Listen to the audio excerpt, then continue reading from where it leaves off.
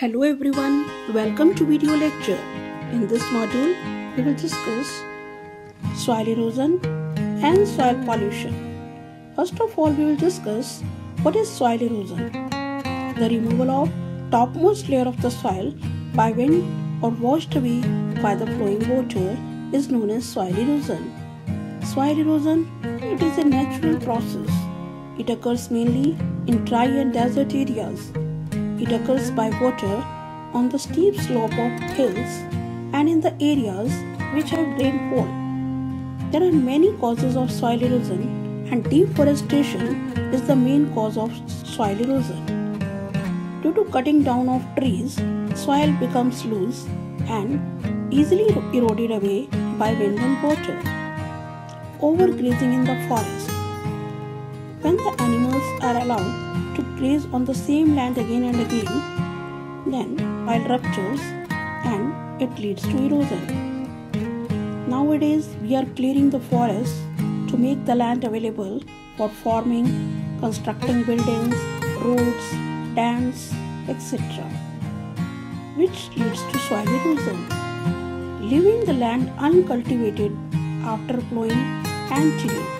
When the land is left without vegetation, then it leads to erosion. Deep plowing.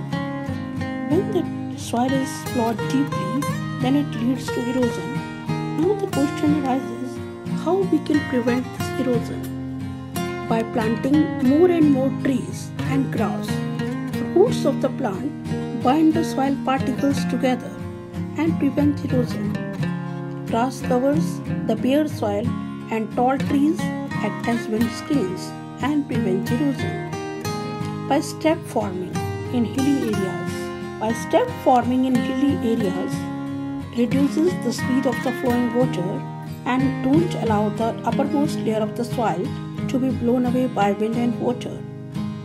By making dams, check dams and river embankments. The embankments of rocks and stones along the river banks and check dams prevent the soil erosion. By preventing overgrazing. Overgrazing by animals results in the removal of top green layer of the land. Bare soil suffers erosion. So, by preventing overgrazing, the green cover on the land is protected. As a result, the soil is not eroded. Now the question arises, what is soil pollution? When the soil gets contaminated with harmful substances that adversely affect the quality of soil and the health of those living on it. There are many causes of soil pollution. First of all, pollutants that are washed away from the atmosphere, that is acid rain. Pesticides and herbicides are sprayed nowadays in the fields, and they also causes soil pollution. Excess use of fertilizers in the fields.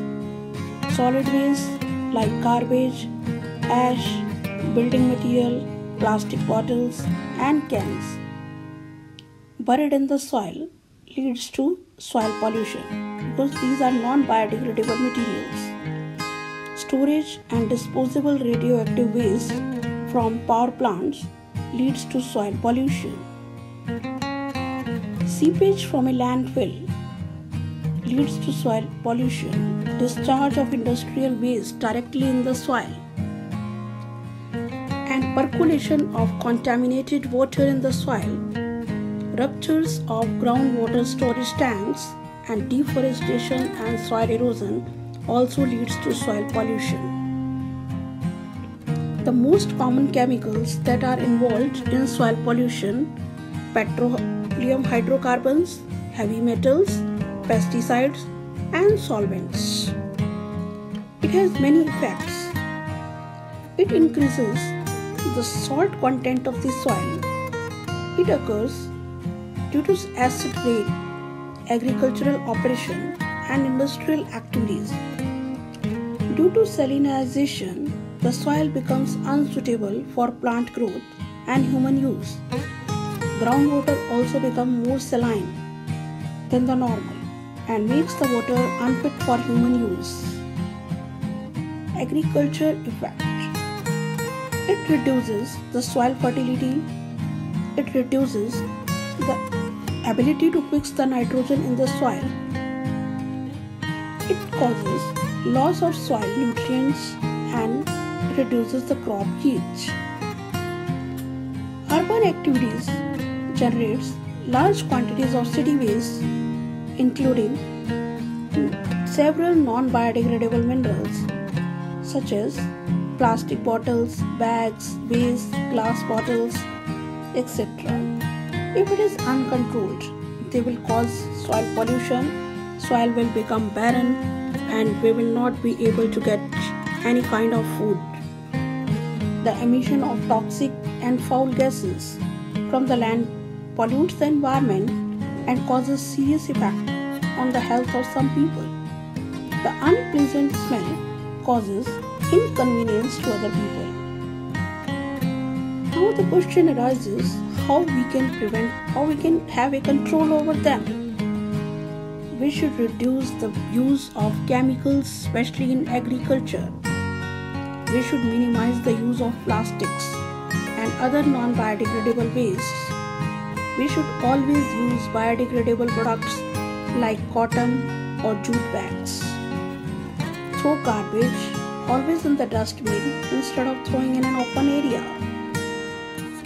We should grow and purchase the organic food items. We should try to create humus for the soil at home by decomposition of vegetables, tea leaves, and other plant materials. This is known as composting. We should follow 3 R's principle: reduce, reuse, and recycle. Use biodegradable products which can easily decompose. We should try to avoid non-biodegradable waste and plastic products. We should minimize their use. We should discard their use to save our environment, to save the soil pollution. Thank you and have a nice day.